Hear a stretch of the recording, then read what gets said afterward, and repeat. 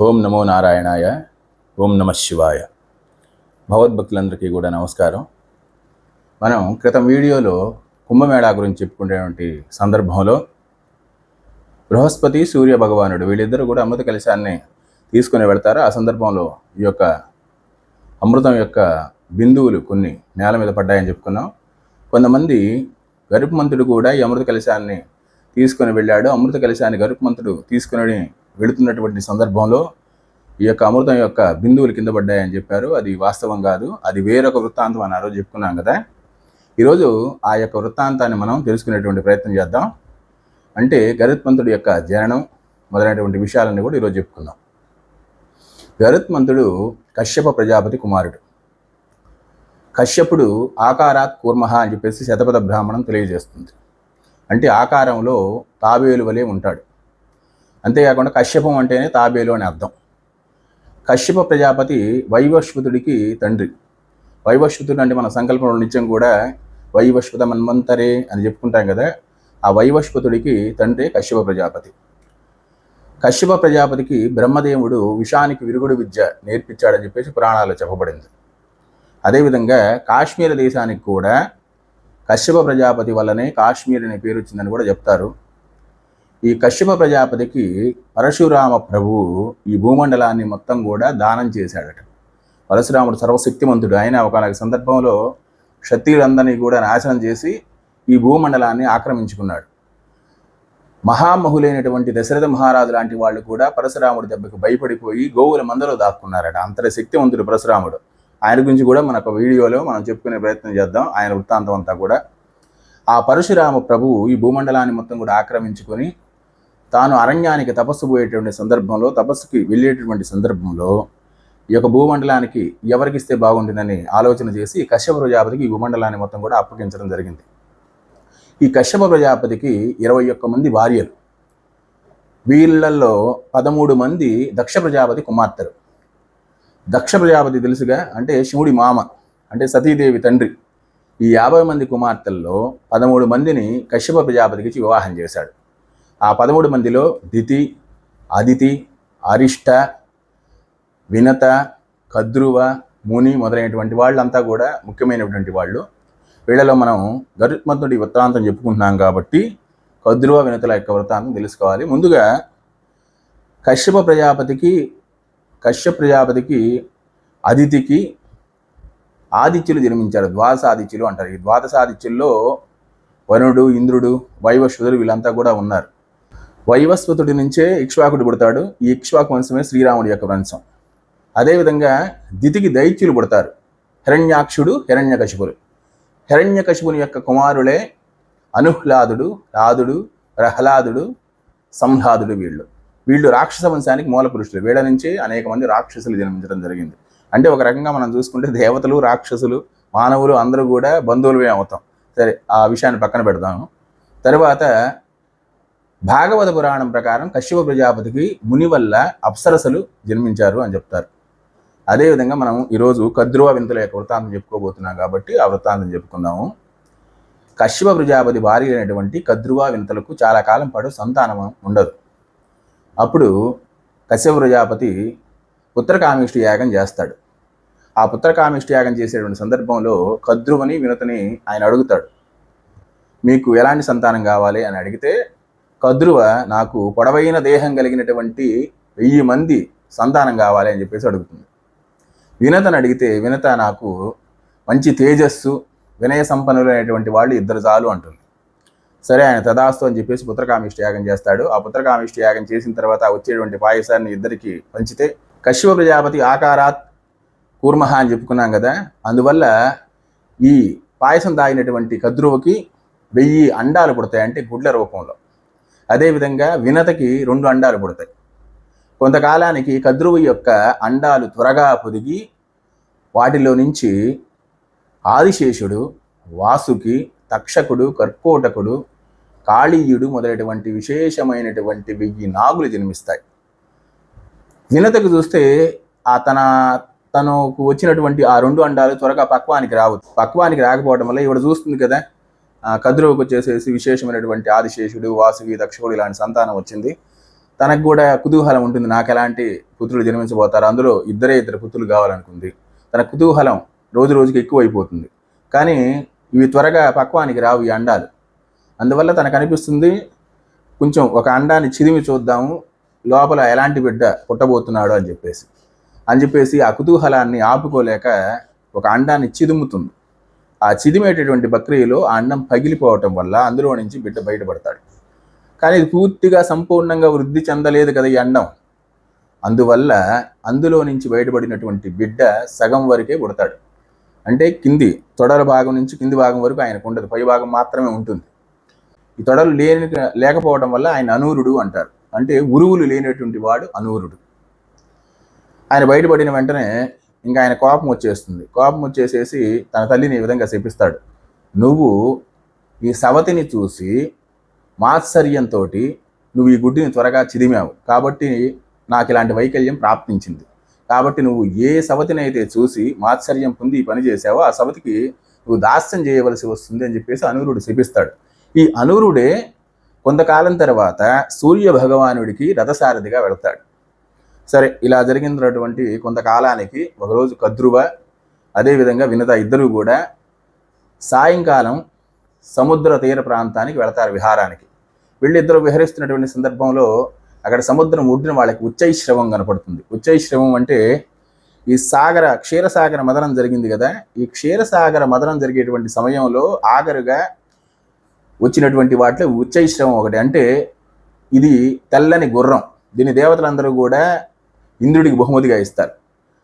ఆ గుర్రం, ఆ ఉచ్చైశ్రవం అనేది సముద్ర తీర ప్రాంతంలో సంచరిస్తూ ఉంటుంది వీళ్ళు వెళ్ళినప్పుడు. అప్పుడు కద్రువ ఆ అశ్వాన్ని చూసి, ఏంటి ఆ గుర్రం అంతా తెల్లగా ఉంది కానీ తోక భాగం మాత్రం నల్లగా ఉంది అంటుంది. అప్పుడు వినత చూసి, లేదు తోక కూడా తెల్లగానే ఉంది అంటుంది వినత.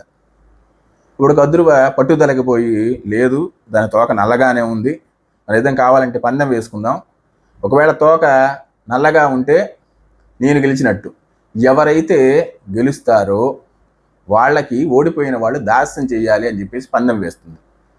వినత కూడా సరే అంటుంది. అయితే అప్పటికి చీకటి పడటంతో ఇద్దరు కూడా ఇంటికి వెళ్ళిపోతారు. ఇంటికి వెళ్ళిపోయిన తర్వాత కద్రువుకు అనుమానం వస్తుంది, ఒకవేళ ఆ యొక్క ఉచ్చైశ్రవం యొక్క తోక కూడా తెల్లగా ఉందేమో అని చెప్పేసి అనుమానం రావడం వల్ల తన సంతానాన్ని నాగులందరినీ కూడా పిలిచి చెబుతుంది, మీలో ఎవరైనా వెళ్ళి ఆ యొక్క ఆ గుర్రం తోకకి చుట్టుకోండి, అప్పుడు చూడటానికి నల్లగా కనిపిస్తుంది, అప్పుడు నేను పందెంలో గెలుస్తాను అని చెప్పి చెబుతుంది. వాళ్ళందరూ కూడా ఇది ధర్మం కాదు, మేము అలా చెయ్యమంటారు నాగులందరూ కూడా. అన్న వెంటనే కద్రువుకి కోపం వచ్చేసేసి సంతానాన్ని మొత్తం కూడా శపిస్తుంది. పరీక్షిత్తు మహారాజు కుమారుడైనటువంటి జనమేజయుడు సర్పయాగం చేస్తాడు. ఆ సర్పయాగంలో పడి మీరందరూ కూడా నశిస్తారు అని శపిస్తుంది. అప్పుడు వెంటనే కర్కోటకుడు ముందుకు వచ్చి, అమ్మ నీ ఆజ్ఞ ప్రకారం నువ్వు చెప్పినట్టే నేను చేస్తానని చెప్తాడు కర్కోటకుడు. ఇక ఆ రాత్రి కర్కోటకుడు వెళ్ళి ఆ గుర్రం యొక్క తోక చుట్టుకుంటాడు. తర్వాత రోజు తెల్లవారిన తర్వాత కద్రువ వినిత ఇద్దరు కూడా సముద్ర తీర ప్రాంతానికి మళ్ళీ వెళ్ళి ఆ గుర్రాన్ని గమనిస్తారు. వీడు గమనించినప్పుడు ఈ కర్కోటకుడు తోక చుట్టుకొని ఉండటం వల్ల ఆ గుర్రం యొక్క తోక నల్లగా కనిపిస్తుంది. అప్పుడు కద్రువ అంటుంది, నేను చెప్పాను కదా గుర్రం తోక నల్లగానే ఉంది, కాబట్టి మనమిద్దరం కూడా వేసుకున్న పందెం ప్రకారం నువ్వు నాకు దాస్యం చేయాలి అంటుంది. వినతకి ఇచ్చిన మాట ప్రకారం దాస్యం చేయడం మొదలు పెడుతుంది. ఇలా కొంతకాలం గడిచిపోతుంది. ఆ వినత వచ్చేసేసి కద్రువుకి, ఆ కద్రువ సంతానమైనటువంటి నాగులందరికీ కూడా దాసీగా ఉండి వాళ్ళందరికీ అన్ని సేవలు చేసి పెడుతూ ఉంటుంది. కొంతకాలం తరువాత ఈ రెండో అండం ఉంది కదా, ఆ రెండో అండం పగిలి అందులో నుంచి సర్వశక్తిమంతుడు గుణసంపన్నుడైనటువంటి ఒక మహాకాయుడు ఉద్భవిస్తాడు. ఆయనే గరుత్మంతుడు. ఈ గరుత్మంతుడి యొక్క శక్తి, తేజస్సు అన్నీ చూసి కద్రువుకి అసూయ కలుగుతుంది. అసూయ కలిగి వెంటనే వినతతో అంటుంది, నువ్వు నాకు దాస్యం చేయటం మొదలుపెట్టిన తర్వాత నీకు ఈ సంతానం కలిగింది కాబట్టి ఆ సంతానం కూడా నాకు దాస్యం చేయవలసిందే అంటుంది కద్రువ. వినత ఇక తప్పక సరే అంటుంది. ఇక ఆ చిన్నప్పటి నుంచే గరుత్మంతుడు తన సవతి తల్లి కుమారులకి అందరికీ కూడా దాసుడుగా ఉండి వాళ్ళకి సేవలు చేస్తూ ఉంటాడు పాపం. అంటే ఆయన సర్వశక్తి సంపన్నుడు అయినప్పటికీ ధర్మం కోసం, తన తల్లికి ఇచ్చినటువంటి మాట కోసం ధర్మాన్ని తప్పకుండా వాళ్ళకి దాసుడిగా సేవలు చేయడం మొదలు పెడతాడు. ఇలా కొంతకాలం గడిచిపోతూ ఉంటుంది. ఎప్పుడు కూడా గరుత్మంతుడు వాళ్ళందరికీ కావాల్సినటువంటి పనులన్నీ చేసి పెడుతూ, అదేవిధంగా వాళ్ళందరినీ ఆడిస్తూ, తమ ఈపుపై మోస్తూ ఈ విధంగా చేస్తూ ఉంటాడు. ఒక సందర్భంలో ఈ నాగులందరినీ కూడా తన వీపుపై ఎక్కించుకొని పైన తిప్పుతున్నటువంటి సందర్భంలో ఆయన సూర్యమండలానికి వెళ్తాడట. వెళ్ళినప్పుడు ఆ సూర్యుడి యొక్క వేడికి ఈ నాగులు మొత్తం కూడా మాడిపోతూ ఉంటాయి. ఇప్పుడు కద్రువు ఇది గమనించి ఇంద్రుడిని ప్రార్థించి వర్షం పడేటట్టు చేస్తుంది. ఆ వర్షం వల్ల వాళ్ళు రక్షింపబడతారు. ఇప్పుడు గరుత్మంతుడి కిందికి వచ్చిన తర్వాత కద్రువ తీవ్రంగా గరుత్మంతుడిని నిందిస్తుంది. ఆ నిందించినప్పుడు ఈయనకు పాపం మనసు చెలించి ఈయన చాలా బాధపడతాడు గరుత్మంతుడు. బాధపడిన తర్వాత అప్పుడు ఏంటి దీని అన్నిటికీ కారణం ఏంటంటే మేము దాసులుగా ఉండటం, దీనికి ఏంటి పరిహారం అని చెప్పేసి నేరుగా వెళ్ళి వాళ్ళని అడుగుతాడు, నాగుల్ని అడుగుతాడు. మాకు ఈ దాస్యం పోవాలంటే ఏం చేయాలో చెప్పండి చేస్తాను అని అంటే, ఇప్పుడు వాళ్ళందరూ కూడా ఆలోచన చేసి అమృతాన్ని పొందాలి అనేటువంటి కోరికతోటి గరుత్మంతుడిని అంటారు, మాకు నువ్వు ఇంద్రలోకం వెళ్ళి ఎలాగైనా సరే అమృత కలశాన్ని సాధించి మాకు తెచ్చి ఇచ్చినట్లయితే నీకు ఆ దాస్యం నుంచి విముక్తం చేస్తాము, నిన్ను నీ తల్లిని కూడా ఈ దాసత్వం నుంచి విముక్తుల్ని చేస్తామని చెప్తారు. ఎప్పుడైతే వీళ్ళు ఆ మాట ఇచ్చారో గరుత్మంతుడు సరే అని చెప్పేసి ఒప్పుకొని ఇక ఇంద్రలోకానికి వెళ్తాడు. అంటే ఈ క్షీరసాగర మదనం జరిగిన తర్వాత ఈ అమృత కలశం వచ్చింది కదా, దేవతలకు వంచినంత మాత్రానే అది అయిపోదు, అది ఇంకా చాలా ఉంటుంది. అమృతం ఎప్పటికప్పుడు మళ్ళీ వస్తుంది అందులోకి. అందువల్ల ఇంద్రలోకంలో దీన్ని జాగ్రత్త చేయడం జరిగిందంటే, జాగ్రత్త చేయడం అంటే సామాన్యంగా జాగ్రత్త చేస్తారయ్యా, దేవతలకి రాజు కదా ఆయన, దానికి అవసరమైనటువంటి అన్ని యొక్క రక్షణ వ్యూహాలన్నీ కూడా వాడికి రక్షణగా పెట్టి ఉంచుతారు. కాబట్టి అంత పకడ్బందీగా ఉన్నటువంటి యొక్క అమృత కలశాన్ని తీసుకురావడం అనేది అసాధ్యం.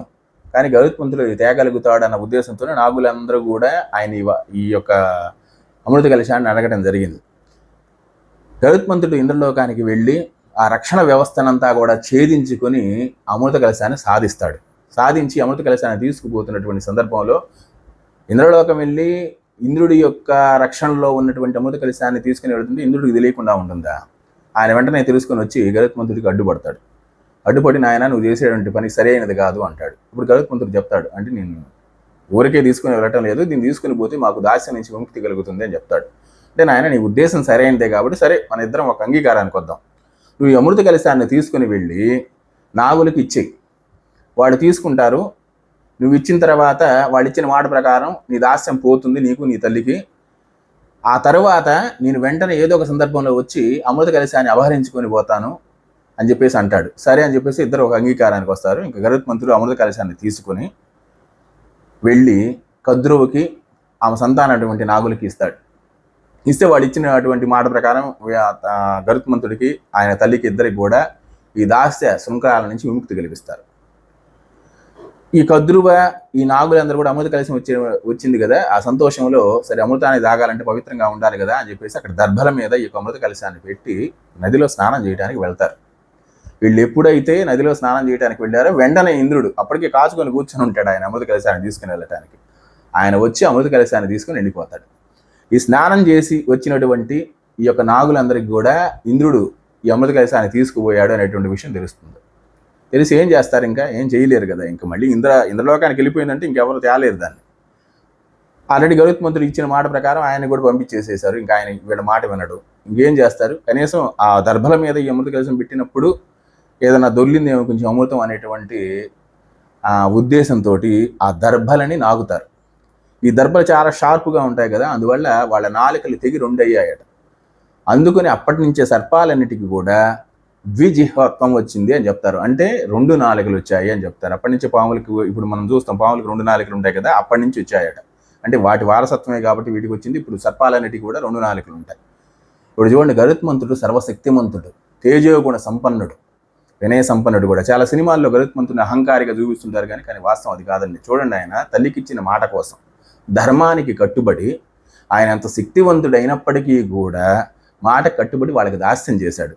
అంతటి గొప్పవాడు వినయగుణ సంపన్నుడు కాబట్టే శ్రీ మహావిష్ణువు ఆయన్ని తన వాహనంగా పెట్టుకున్నాడు. అలాంటి గరుత్మంతుడి యొక్క వృత్తాంతం ఈరోజు చెప్పుకోవడం అనేది చాలా మంచి విషయం. కాబట్టి అలాంటి గరుత్మంతుడు గొప్పవాడు, వినయగుణ సంపన్నుడు, తేజో పరాక్రమ స్వరూపుడైనటువంటి అలాంటి గరుత్మంతుడు మనందరికీ కూడా నిత్య స్మరణీయుడు. మీరు ఎప్పుడైనా శ్రీరంగ క్షేత్రానికి కనుక వెళ్ళినట్లయితే, శ్రీరంగ క్షేత్రంలో రంగనాథ స్వామి వారి దేవాలయ ప్రాంగణంలోనే మనకి ఈ యొక్క అమృత కలశాన్ని తీసుకొని వెళుతున్నటువంటి గరుత్మంతుడి యొక్క ఆలయం ఉంటుంది. ఆ ఉపాలయంలో గరుత్మంతుడు ఈ యొక్క అమృత కలశాన్ని వెళుతున్నటువంటి రూపంలో మనకు దర్శనమిస్తాడు. ఆ స్వామిని అంటే అమృత కలశాన్ని తీసుకుని వెళుతున్నటువంటి గరుత్మంతుడిని కనుక దర్శించినట్లయితే దీర్ఘకాలిక రోగాలు రావని, అదేవిధంగా ఎలాంటి రోగాలైనా కూడా తగ్గిపోతాయని, అదేవిధంగా సంపూర్ణ ఆయుష్ సిద్ధిస్తుంది అని చెప్పేసి మన పెద్దలు చెప్తారు. కాబట్టి మీరు ఎప్పుడైనా కూడా శ్రీరంగం వెళ్ళినట్లయితే ఆ రంగనాథ స్వామి వారి దేవాలయంలో ఈ యొక్క అమృత కలశ గరుత్మంతుడి యొక్క దేవాలయాన్ని దర్శించి ఆ స్వామి వారి యొక్క అనుగ్రహాన్ని పొందేటువంటి ప్రయత్నం చేయండి. గరుత్మంతుడి యొక్క ఈ వృత్తాంతాన్ని మనం ఈరోజు తెలుసుకుందాం. అదేవిధంగా ఒకరోజు పరశురామ ప్రభు యొక్క వృత్తాంతం కూడా తెలుసుకుందాం. అంతేకాకుండా వీడియోలు కొంచెం లేట్ అయినా కూడా మంచి కంటెంట్ ఇవ్వాలి అనేటువంటి ఉద్దేశంతో చేస్తూ ఉన్నాం. రమణ మహర్షి యొక్క వృత్తాంతం, నాకు రమణ మహర్షి అంటే ఇష్టం కాబట్టి నా సొంతంగా రమణ మహర్షి జీవిత చరిత్ర మీద ఒక వీడియో చేసేటువంటి పనిలో ఉన్నాను. అదేవిధంగా శివకేశవతత్వం గురించి ఒక వీడియో చేద్దాం అనుకుంటున్నాం. ఇదే పరశురాముడి గురించి, ఇలా వివిధ ప్రాజెక్టులు అనేవి మనకి ప్రస్తుతం వచ్చేసేసి ప్రోగ్రెస్లో ఉన్నాయి. మొత్తం కూడా త్వరగా మీకు అందించే ప్రయత్నం చేస్తాను. తర్వాత ధ్యానానికి ఆధ్యాత్మిక సాధనకు అనుకూలమైనటువంటి ప్రదేశాలు అనేటువంటి వీడియో సిరీస్లో ఆఖరిది అరుణాచల క్షేత్రం గురించి చేస్తానని చెప్పాను. అది కూడా తప్పకుండా చేస్తాను. కొంచెం లేట్ అయినా కూడా దయచేసి భగవద్భక్తులందరూ కూడా అర్థం చేసుకొని, అంటే లేట్ అయినా మంచి కంటెంట్ ఇవ్వాలి, మంచి వీడియో తీయాలనేటువంటి ఉద్దేశంతో కొంచెం లేట్ అయినా కూడా మరొక వీడియోలో మీ ముందుకు వస్తాను. అంతవరకు సెలవు. ఓం నమో నారాయణాయ, ఓం నమ శివాయ, సర్వే జనా సుఖినో భవంతు.